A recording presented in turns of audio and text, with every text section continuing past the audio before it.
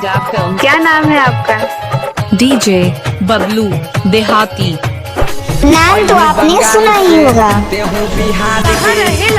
CB पैटी वेलवार 9693938435। देखे में लागे छही पकी छिनार गे छौरा से करे जानी भच भच भच। हाँ मार तो देहात वाला खच खचा खच खच कर तो सामान तोर फच फच फच फच। मार तो देहात वाला कच कचा गच गच कर तो सामान तोर फच फच फच फच।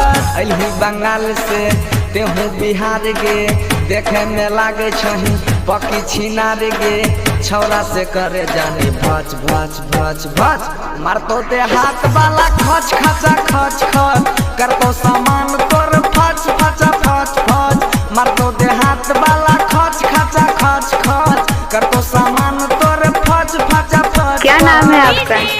डीजे बबलू देहाती। नाम तो आपने सुना ही होगा।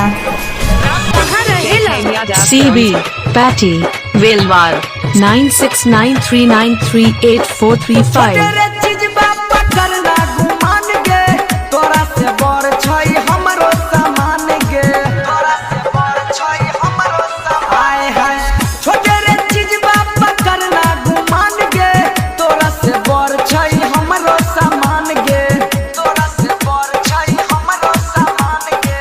जोगा के राखे नहीं चोली के तारा का उहे खोजे छे सब छौरा कुमार का सबके नजरिया से बच बच बच। हाँ मार तो देहात वाला खच खचा खच खच कर तो सामान तोर फच फचा फच फच। मार तो देहात वाला कच कचा कच गच कर तो सामान तोर फच फचा फच। क्या नाम है आपका? डीजे बबलू देहाती। नाम तो आपने सुना ही होगा।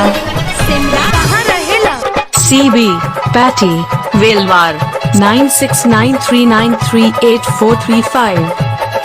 सुनेगे छौरी मिर्चैया मसाला पल भर में टूट जे तो भीतर के ताला।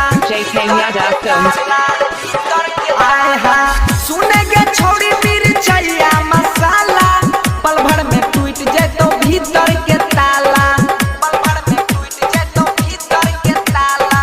बंसी से कर लेना मन के बात गे श्री नारायण कर तो रोज मुलाकात गे तबे तू कर में हच हच हच। हाँ मार तो देहात वाला खच खचा खच खच कर तो सामान तोर फच फचा फच फच।